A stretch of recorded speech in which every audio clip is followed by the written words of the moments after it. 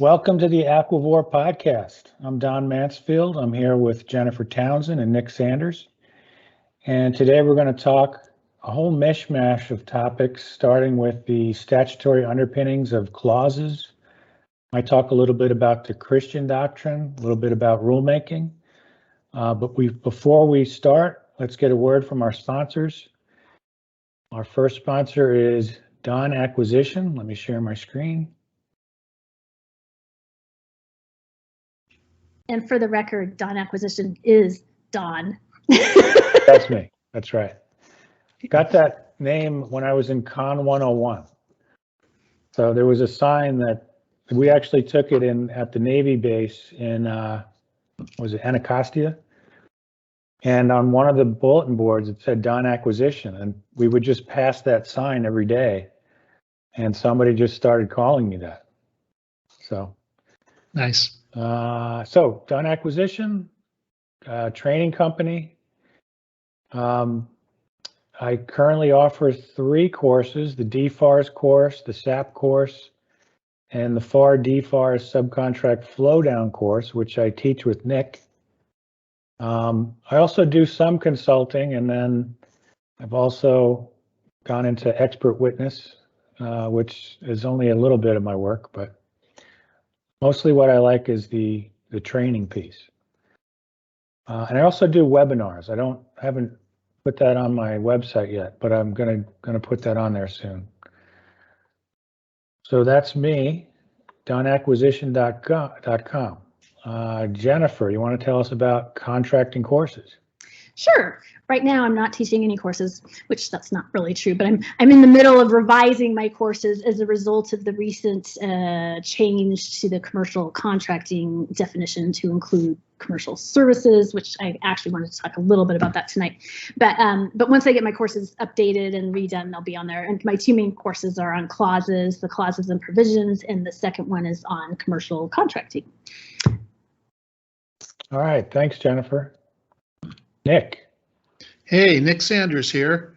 I think in contrast to my 2 other podcast mates, I'm more of a consultant. I'm more of a hands-on strategic advisor to different contractors and different industries and different sizes. So I, am active with a portfolio of consulting clients, helping them with different issues ranging from getting to an adequate accounting system, to submitting an adequate disclosure statement, to basically the earliest startups, trying to help them figure out, how to set up their company and get on a bidders list to get some work from the government. So that's me. It's why I've been doing it for about 12 years now and seems to work out okay. All right, thanks, Nick. All right, Jennifer, you want to start us off for tonight? I do. Trying to share is, maybe Don can pull it up on his screen, but basically the United States, the Office of the Law Revision Council United States Code homepage, where it shows that there are 54 titles in the entire United States Code. And so if you scroll, just read the names of the titles. It starts out with general provisions, the Congress, the president, blah, blah, blah, blah, blah, blah, blah. And then, Title 10 is where it gets to the armed forces. So if you uncollapse Title 10, yeah, Don has it up there.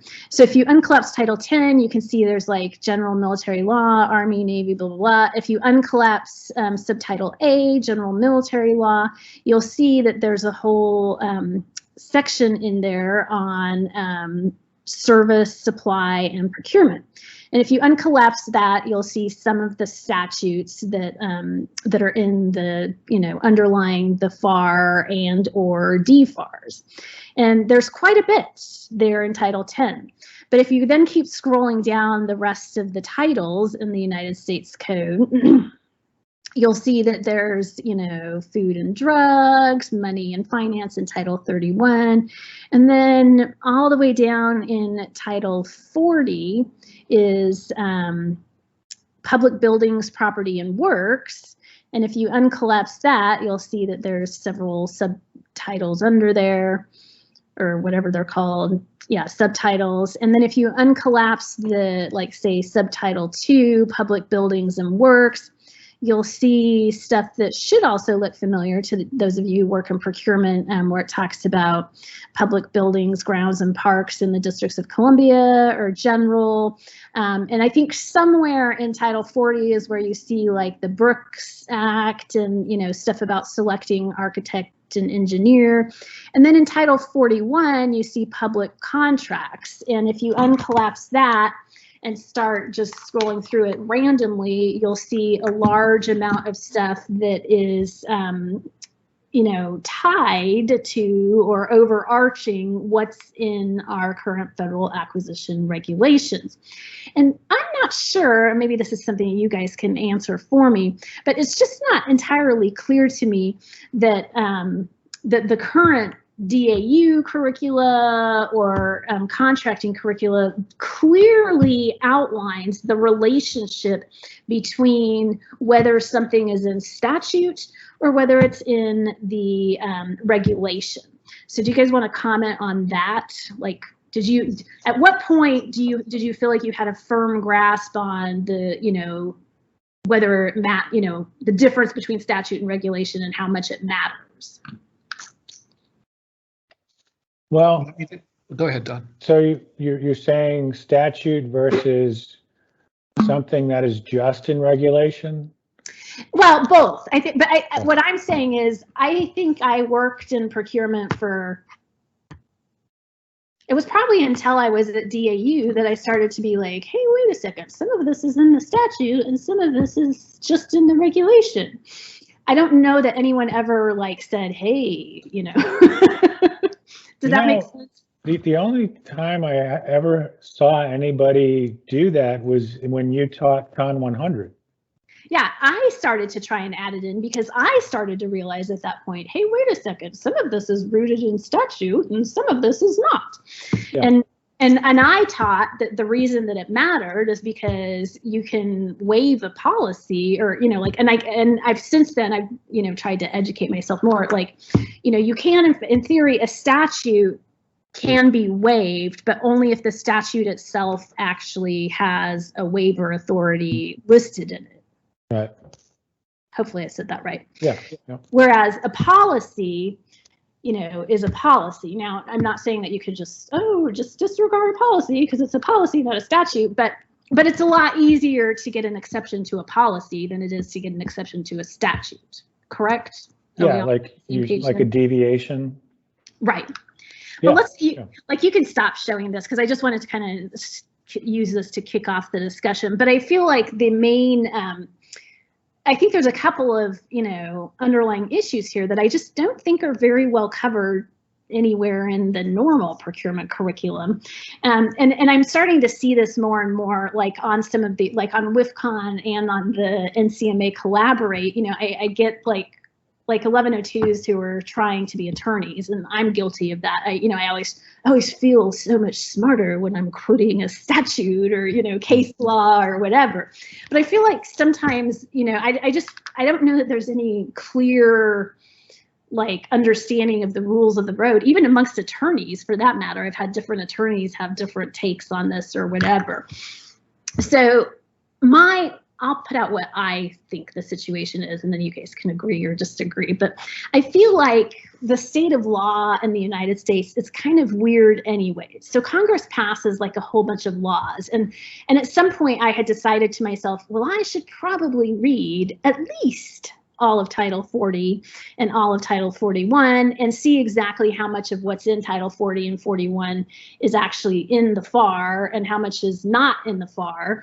And then and then at that point, I've decided I'll just have to make some kind of judgment call based on my own experience working in the field, like, you know, how much anybody actually cares about it. And I've kind of decided that about laws anyway, is there's the laws at this point, you know, 200 years into our history, are so voluminous that I don't know that anyone can comply with every single law on the United States books. And certainly, I think that's certainly true in acquisition. Like if you read all of the laws, the underlying laws associated with acquisition, it becomes practically impossible for the average 1102 contracting officer to comply with every single law.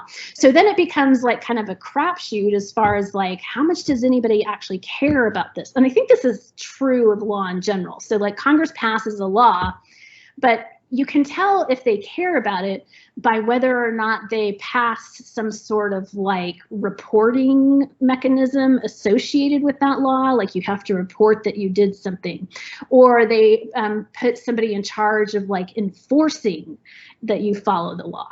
And I think it's true in acquisition. So I think there's these laws in acquisition where they're like, you should do this. And like one of them, like Don has actually mentioned one of them, and I actually just read the law because I opened the statute yesterday thinking I should read all of this. And one of the first things I read is that we should avoid having non-standard clauses. So there's actually a law on the books that says we should avoid having non-standard clauses. But there is no really associated regulation in the FAR or the DFARs. So if you're someone like me, you know, you kind of wait for someone to say, don't have it. I mean, there's some language in there about like what clauses you can have and what you shouldn't have and under what circumstances you can do it. And there is a lot of confusion surrounding this topic, which is, I think, part of why Don likes to discuss it so much. But is there anyone in charge of enforcing non-standard clauses? Yes, and the answer to that is, you know, kind of, maybe it's the contracting officer, maybe it's DPAP, maybe it's, you know. In charge, yes, there's somebody in charge, but do they do it? No. Yeah, but are they in charge of enforcing then every single other law in the book? So that's kind of where I'm going with this. Whereas combating, I'll pick out combating trafficking in persons. Okay. Because in my mind, that's a policy just like the plethora of other things that we should be combating, you know, like, you know, telecommunications that are fraudulent or, you know, whatever. But for some reason, when combating trafficking in persons first came out, there was a very specific group that was charged or tasked with, you know, kind of overseeing this and enforcing this. And, you know, that group showed up while I was in Italy. They got a free trip to Italy because they're the group that enforces combating trafficking in persons. And they, you know, interviewed myself and a number of other contracting officers at length about what we were doing to ensure that, you know, this policy was being followed. And at the time, I thought it was a little bit silly, and I still kind of think that, because I'm like, well, that we're doing the same thing we're doing to ensure that all these other policies in the FAR and DFARs are being followed. You know, some of them we're doing a little bit better of a job on, and others, and they're like, but this one is more important. Like they truly thought that one was more important, but it was only more important to them because they had been tasked with, you know, overseeing compliance with it. Does that make sense? Yeah, I did want to respond to your question earlier. Sorry to cut you off, Don, no but problem. I've been to a lot of different procurement classes. Not any by DAU. I think I've been to one by or two by DAU, but you know, the professional ones that the third parties put on that are usually taught by lawyers, right, from the big firms. I've been to, I think, conservatively 30 different of those expensive third-party courses in my career, and I've taught a few of them too. I have never, ever, ever, ever seen anybody talk about the statutes.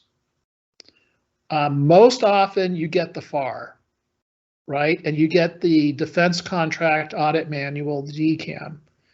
And, you know, maybe you get the DFARs or the FAR, you know, the FAR supplement's fine. That's like the most prevalent. In a really, really good course, like the one that I know Don teaches, you get the CFR, right? You get 48 CFR. There's a FAR system. Most courses don't even go that deep. I have never seen one that tried to go into the statutes, ever. I've never even heard of anybody trying it. This is the first time. I've never seen that website before. How embarrassing is that? I've been doing this for 39 years and I've never seen that US House of Representatives website before. No one's ever told me it was relevant. Conversely, though, when I see that some of the judicial decisions from the Court of Federal Claims or the Court of Appeals, Federal Circuit, or the ASBCA, they're citing to statutes, 41 USC, you know, they're citing to statutes. Sometimes they cite to regulation, 48 CFR, stuff like that. But no one has ever told me that there was a relationship between those statutes and anything in the Code of Federal Regulations. I'm learning this tonight. Thank you. Well, that's part of why I wanted to have this discussion, is because I don't think it's crystal clear. I mean, to my knowledge, like, it only started showing up in the DAU courses when I kind of injected it in there, because at some point I realized, hey, some of this is based in statutes and some of it is not. And then so I think speaking, nobody cares because nobody knows.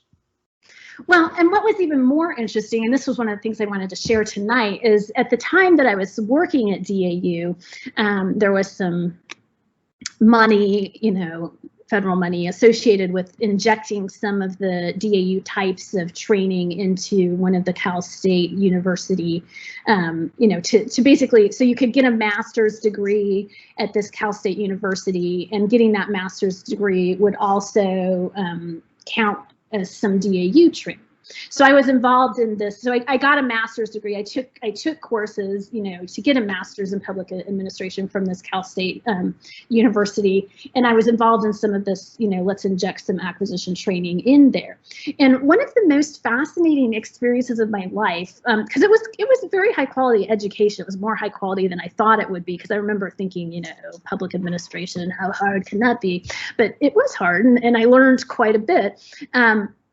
But after, like, and this was after I'd gotten the degree and was done, you know, with kind of that little project, the professors at the College of Public Administration had invited me up to just kind of give a little talk about acquisition in general. And so I went up there and I started talking about how, you know, which to me is very fundamental. Like, to me, acquisition for the government is counterintuitive because of the Competition and Contracting Act. Like, in your private life, and even private firms can do this, they can, you know, oh, we're hungry, let's go to eat, and you decide where you want to eat while you're, you know, driving around. Whereas in the government, you know, oh, we're hungry, we want to eat, and then you have the, well, what do we all want? Before you even leave the building, you have to try and map out a source selection plan and, you know, pick what you want to eat. And what are the odds that you're going to end up eating something that's good? You know, probably less than if you just left and drove around looking for what you wanted. But that's what, and so I'm talking about this, and one of the professors cut me off fairly quickly and said, and I was talking about how it was statutory. I was showing them FAR Part 6, and I was saying most of what's in FAR Part 6 is statutory. And they're like, oh, no, that's the implementing regulation. The statute itself never gets that specific, they said. Yeah. And I was like, what? And it was really a shocking conversation. And I suspect, to be honest, I haven't, you know, again, I have not read all 52 volumes of the United States Code, but I suspect that what they were saying is largely true for almost everything, except when it comes to spending public money.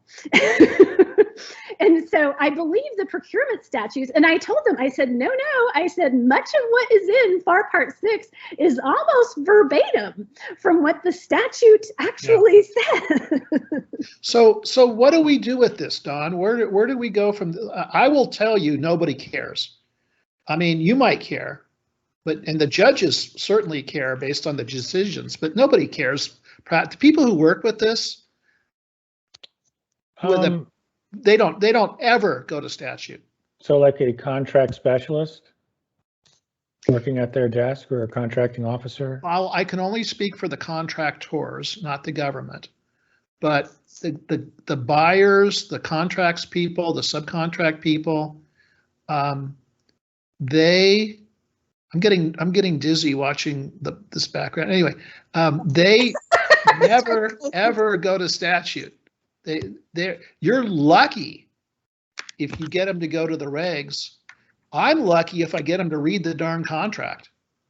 Well, okay. I guess what I would say is they should know when something is based in statute.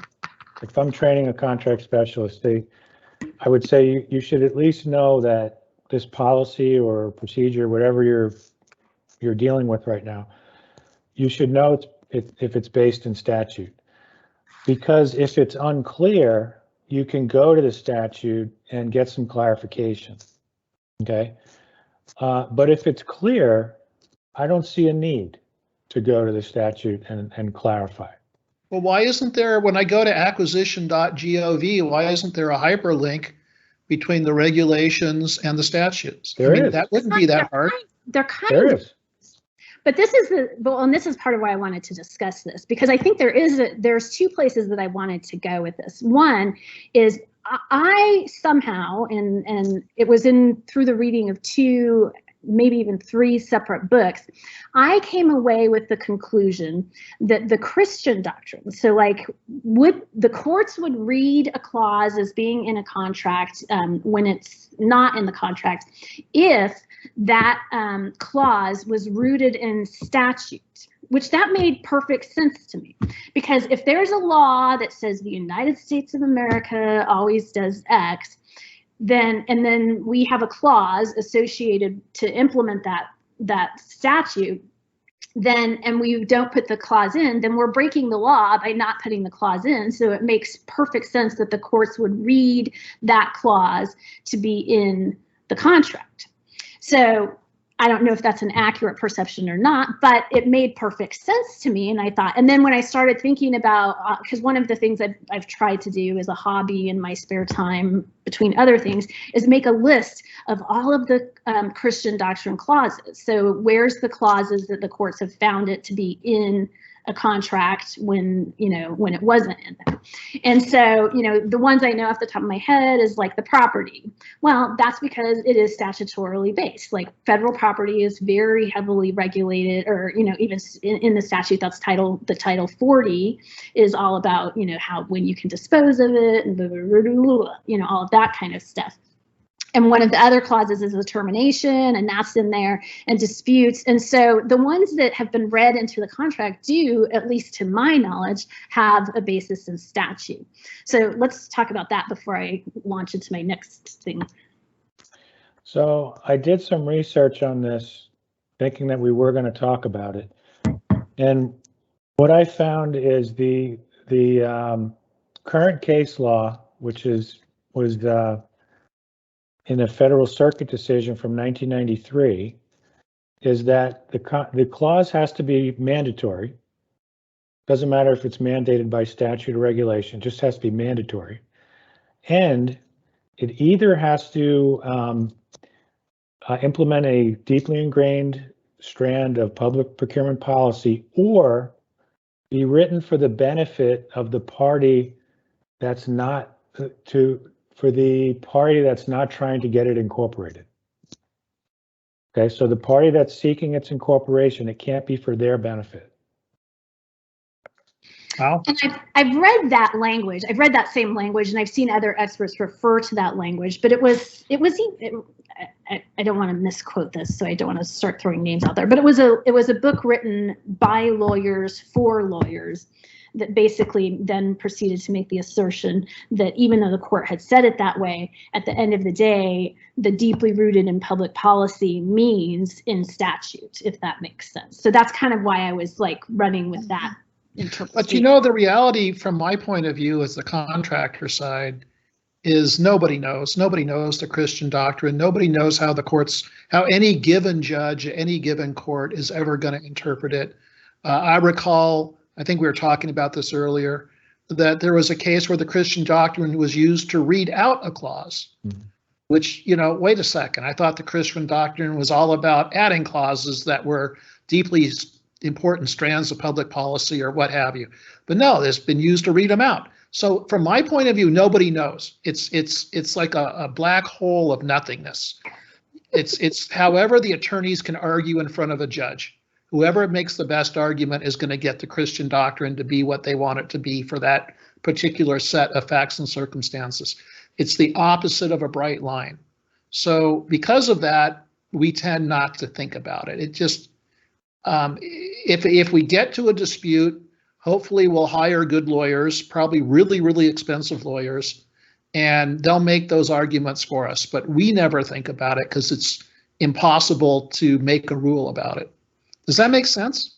It does, but I think I want to make it a bright line, which maybe I'm the only one who wants to make it a bright line, but it's because I'm teaching a course on clauses. And so I wanted to make this list of clauses that, whether courts had actually ruled on it or not, that would most likely be, ruled into a contract by the Christian Doctrine. And what I was going to, and so I actually did, I started this list of a list of clauses that are rooted in statute. But then that's when I discovered that the hyperlinks that are in the FAR to the statutes aren't as clear as they should be. And that was when I came to the conclusion that, I needed to read the entire statute before I could make some kind of, judgmental assessment about which clauses are actually rooted in statute or not. And that was yesterday that I made that conclusion. So I'll tell you when I'm done with my exercise, if I was able to come to some. You'll be done with all 52 volumes by tomorrow. Great. Good job. Well, I'm not going to read all 52. Well, eventually I'd like to, because I'm nerdy enough to do that. But I do definitely want to read like Title 10, Title 41, Title 40, the ones where I know there's stuff. But the difference between us is you two are dealing primarily with government contracting officers, 1102s or equivalents. And there's a whole lot of, There's a whole lot of theory that you're trying to impart to them so that they'll make better judgments, better decisions during their day-to-day activities. Over on the contractor side, we're the recipients of those decisions. We're the recipients of those judgments. And from our point of view, knowledge is lacking on the other side, on the government side. So, I'd rather they know less theory and more about, what the clause actually says when they implement it, to be honest with you. I mean, I don't mean any disrespect. I know everyone's working hard and it's impossible to master this thing we call federal procurement. No one's mastered it. Well, maybe Vern Edwards, but even he would tell you he hasn't mastered it. Maybe Don has, but I certainly have. I've been working on this this is my 39th year of doing this, and I'm still struggling to figure out a lot of this stuff. You guys are the best teachers, being this podcast. That's what's good for me. Well, as much as I like being an insufferable know-it-all, it's impossible to in this field because, no matter how, and that's why I can't speak. I feel like I can never speak confidently on anything because there's always like one of those other statutes in there that I haven't read yet will contradict what I just said or whatever. Well, but it's and somebody was said, well, it changes all the time. It's actually not the changes that we keep up with the changes. We can track the changes. It's the fact that it's inconsistently interpreted by courts of law. Like the words are just words until some judge tells you what they mean, and then you think and then some other judge says, well, it doesn't really mean that, it means this. And you're like, oh, well, there goes my worldview. Anyway, I'm digressing, but the statutes from the contractor's perspective, we don't care. Maybe we should, but we don't. I'm real lucky if we get to the part that there's a FAR system and it's 48 CFR. If we get there, we've accomplished major learning. I don't know what else to say. And I think that's true even in the field. I think the majority of government 1102s, like they live and die in the FAR, so to speak. So they don't necessarily care if there's an underlying statute. So we all more or less agree on that. I think you care because you want to know if you can deviate from it. Right. Right. You care if what you're reading in the FAR is ambiguous and you need it for clarification.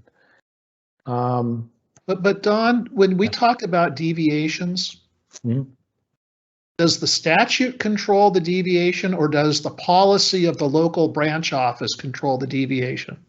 Does the lawyer sitting in the corner office who came out of law school 15 minutes ago, who's now going to issue some opinion to tell a contracting officer with 20 years experience what that person can or cannot do, is that really the controlling? Because I don't think the statute, practically speaking, is controlling anything. Maybe that's a heretical opinion. I think sometimes it does. The statute sometimes controls how easy it is to deviate, and other times it does not. But if your local policy says you will not deviate and the statute says you can, what are you going to do?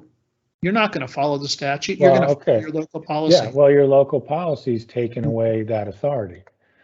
But what I'm thinking more of is if you have something in the FAR that is based in law, based in statute, then you can't deviate from it, right? Unless the law itself says you can. So you need to know those types of rules versus other types of rules that were just put in there by the FAR Council and that the agency head can deviate from.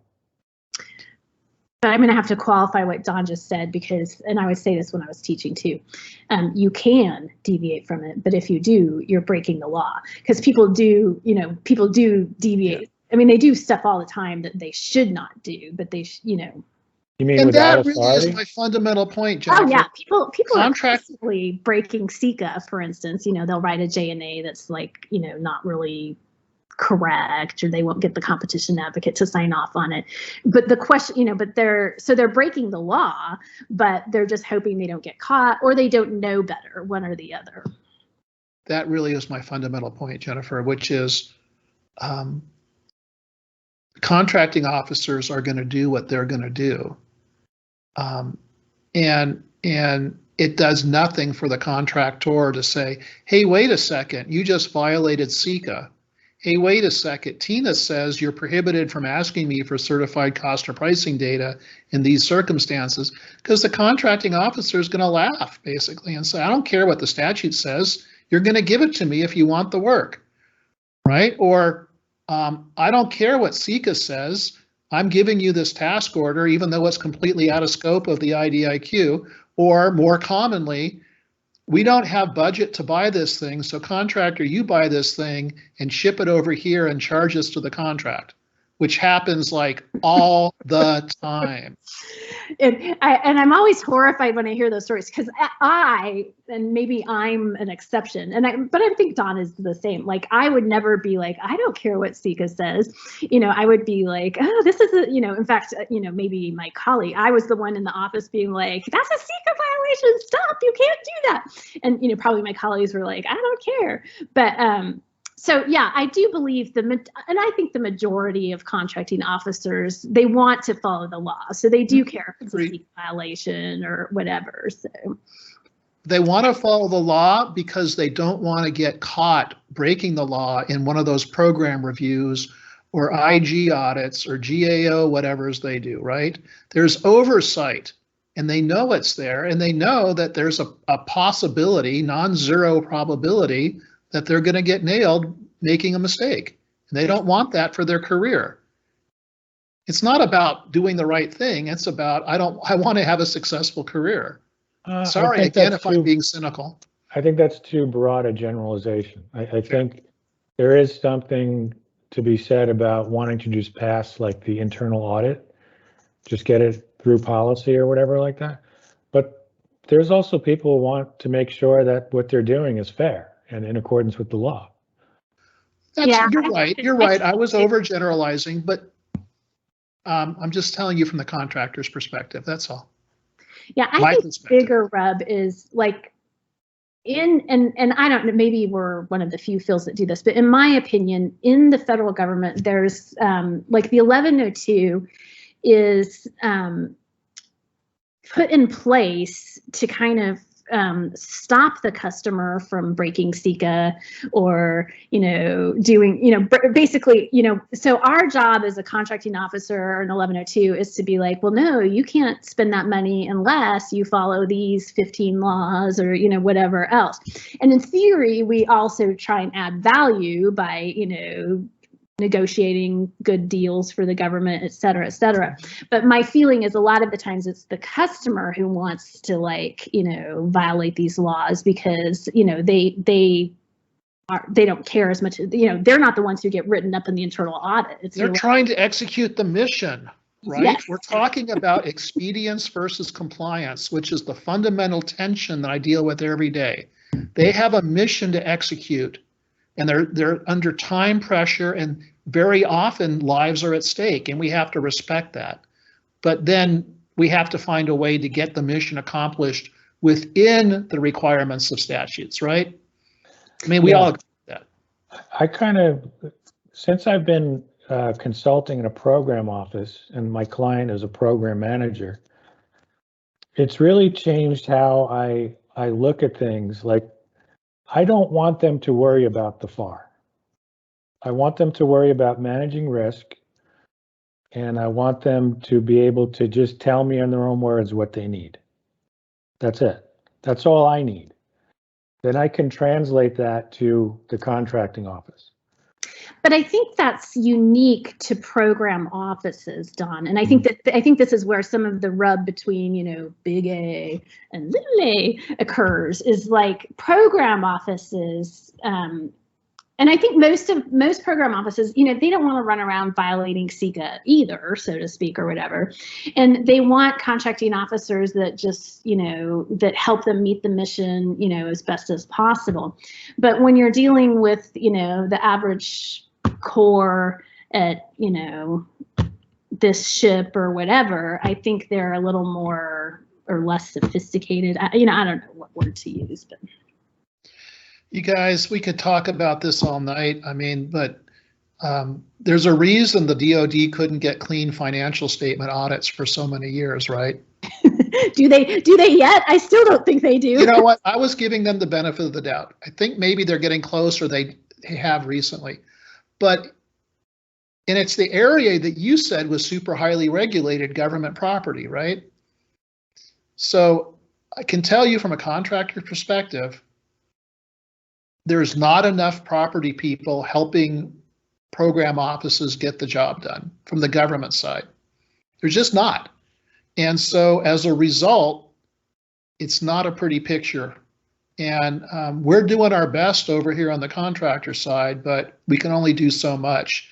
Waiting for the contract mods to transfer accountability to the next follow-on contract, waiting for the DERMO to do its dispositions. Stuff languishes not for months, for years. And by the time something happens, the people who cared about it have retired or gone somewhere else. So, digression, sorry, but I don't want to tar the whole profession, right? Because we all have to make the system work and we're all trying. But the statutes are a burden, not a help, in my opinion. We're just trying to get the job done, and if we can comply with the FAR, we're pretty happy. We're real happy. If we can comply with the contract, we're doing good. If we can comply with the FAR, we're super happy. Nobody I ever talk to ever is talking about statutes. Maybe we should. Maybe that's the point of this podcast, but nobody I've ever seen talk about it other than a judge in a written judicial opinion or decision.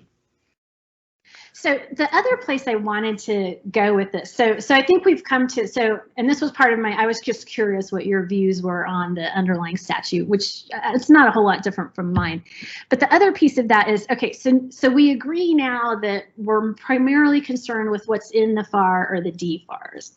And so what's in the FAR or the DFARs goes through this rulemaking process. And in theory, the rules are published, sometimes they're published at the same time they're implemented, because for expediency or whatever. And then the public has a chance to comment on them. I'm curious if my own personal opinion is that I'm not sure that the public comment phase is as useful as it is supposed to be or used to be. I would like to hear your thoughts on that. I, at one point, submitted more comments than anybody on FAR rules when I was at DAU. And what I found is they took a lot of my comments.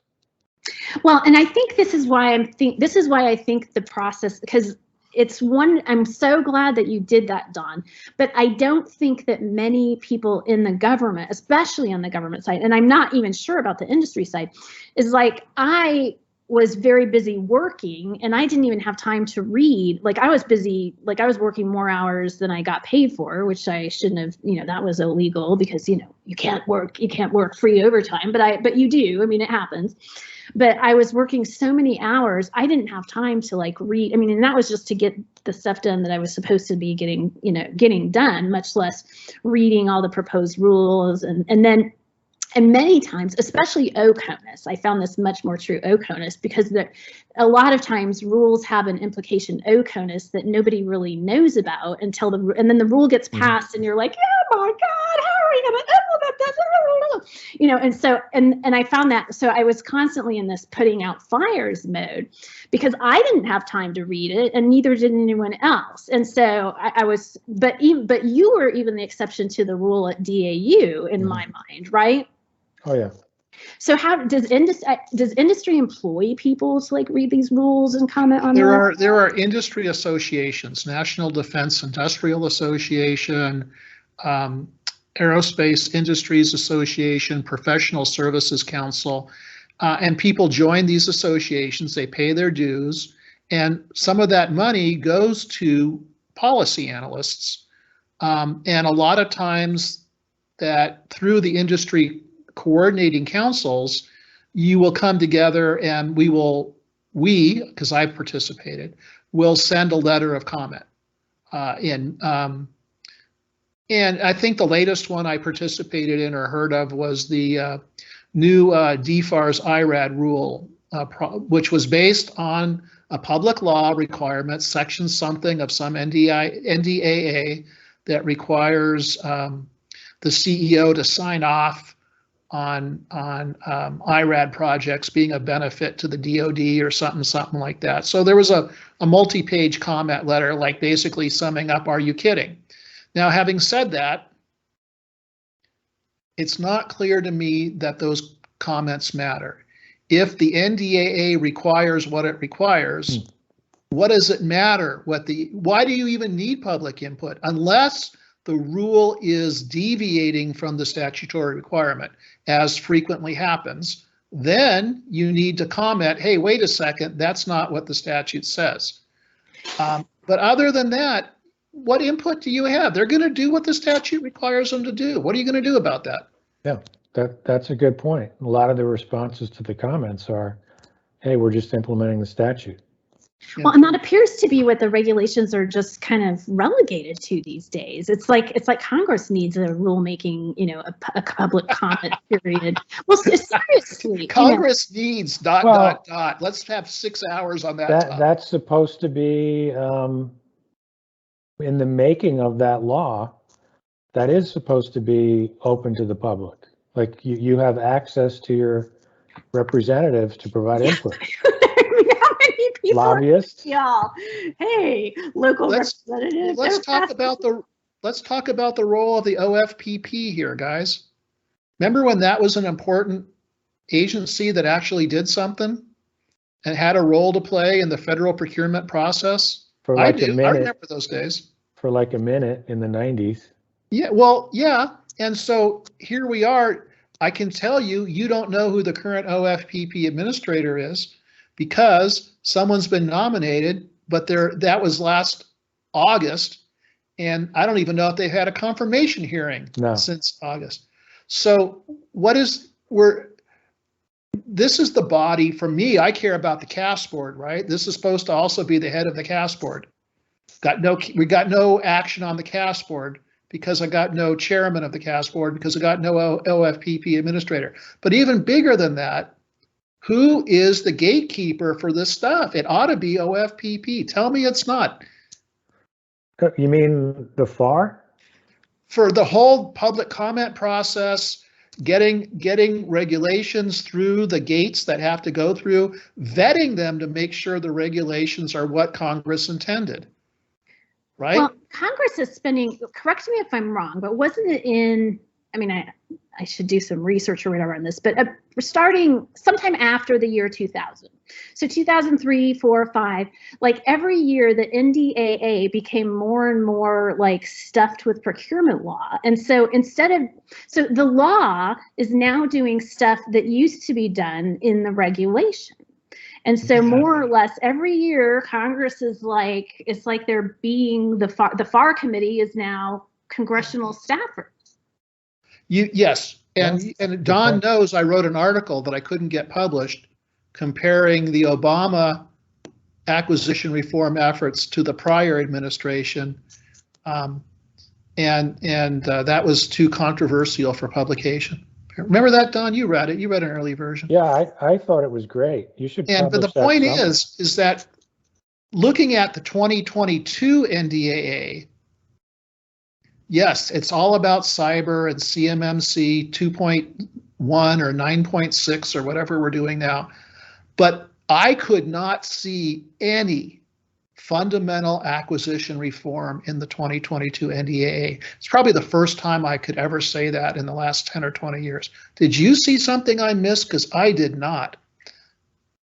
Fundamental acquisition. Something like raising the TINA threshold or raising the cash threshold or some new acquisition methodology, something equivalent to an OTA. I didn't see anything in there. And even Jennifer, your comment about changing the definition of commercial items, splitting it into commercial services and commercial products, it's the same definitions. They just split them up, right? They didn't change anything per se. Yeah, well, and that's why I feel like they missed the boat entirely on that. And that was what started me thinking about this, because to me, the crux, and I don't want to launch into a whole separate topic because we can save this. Oh, we have another hour, don't we? No, I have to teach another class starting in 30 minutes. But the whole premise of FAR Part 12, from my understanding, I had joined the government, sometime after FAR Part 12, became law. But so I didn't see the whole rulemaking process. But it was kind of like, hey, the Uniform Commercial Code governs most of this, so we don't have to have this whole unique body of federal law. Having said that, we recognize that federal law has some stuff that we have to follow. So FAR Part 12 is some kind of quasi UCC / government specific approach. But I never fixated in on this until recently, but the UCC only applies to goods. It doesn't apply to services. Right. And so the problem is most of the standard FAR Part 12 language, the canned language, doesn't really apply to services. And we know the government's buying more services than goods these days and has for 10 years. Right. So other than that, everything's copacetic. I'm just using it as an example, going back to your question about the public comment process.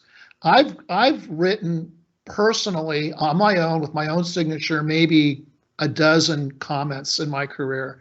As part of industry group, maybe another 20 or 30 more on top of that. And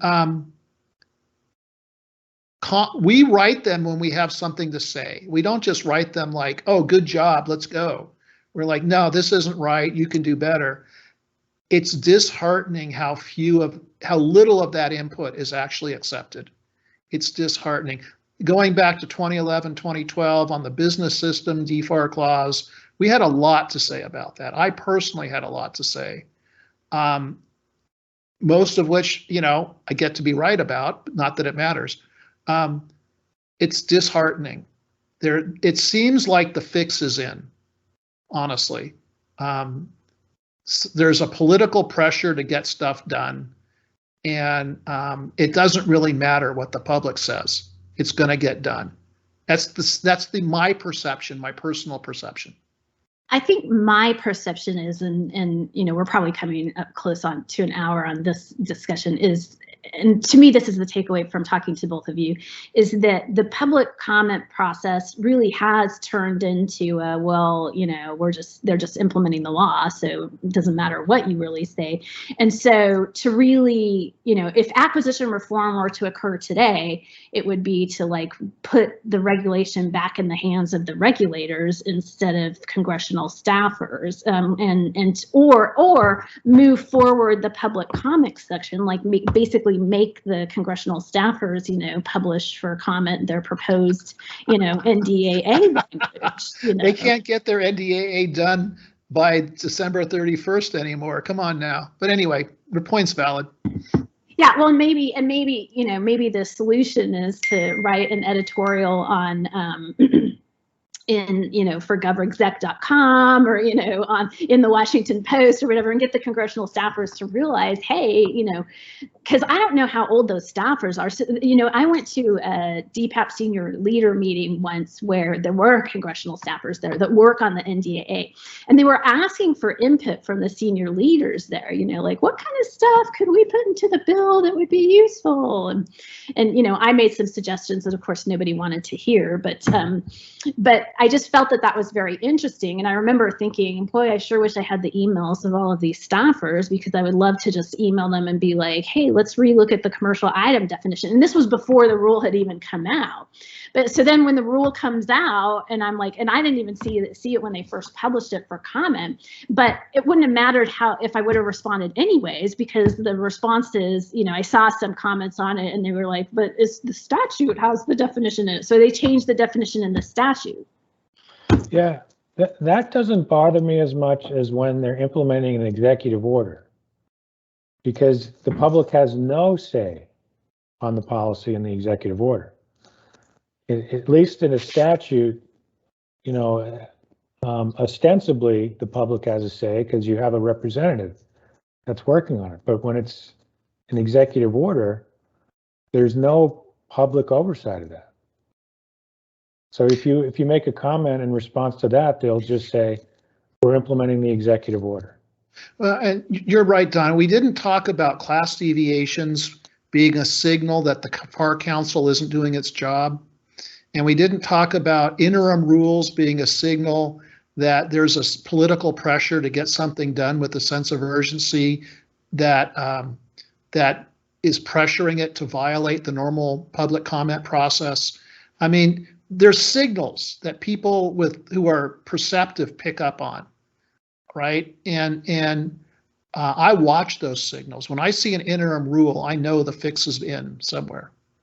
And maybe the interim rule is implementing an executive order. That happens frequently. And maybe there's a class deviation that implements an executive order. That happens frequently. But you can tell when those things happen, the normal rulemaking process is no longer working as intended. Yeah, I mean, the vaccine mandate is the perfect example. Mm-hmm. That they didn't follow the rules to get that out. Well, and some of that is probably because I've seen increasing chatter about, because there was quite a bit of chatter about how many executive orders President Trump issued, and now President Biden's doing the same thing.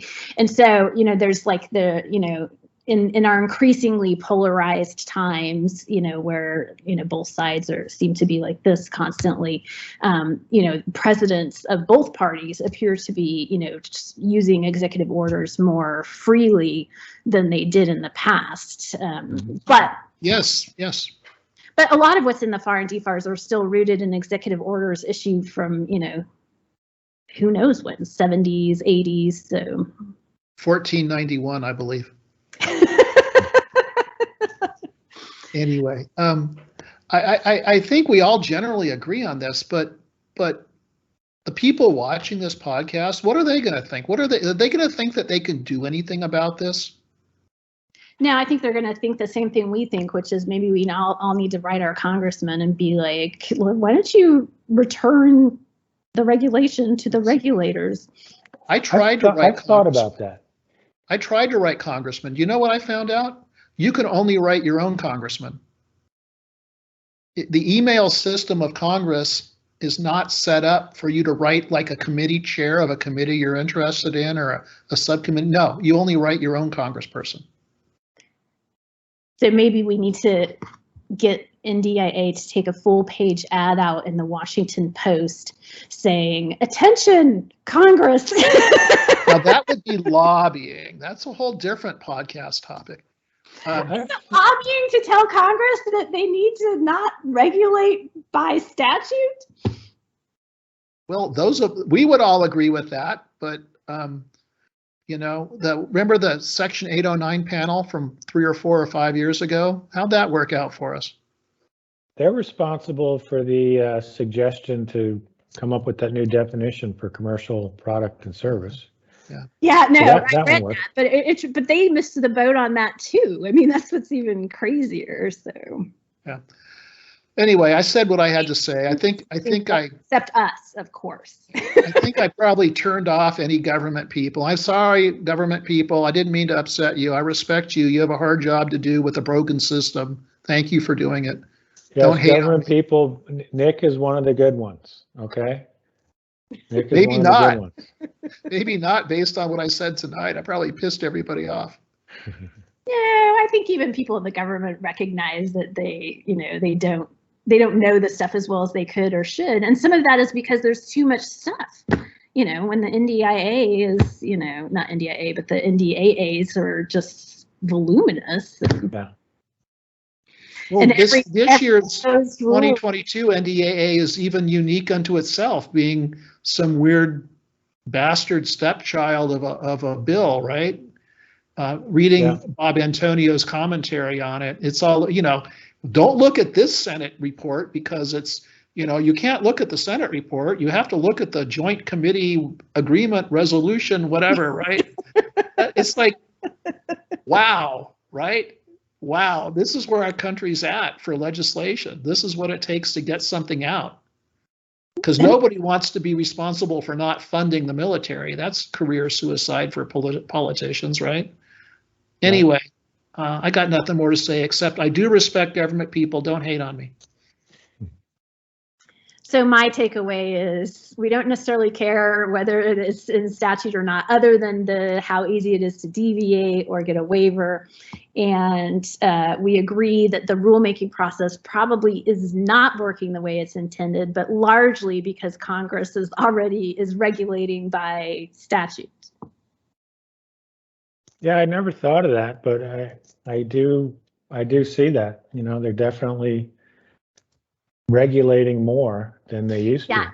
And or the president is doing it by executive order. So almost every proposed anything right now is because it was in a statute or an executive order.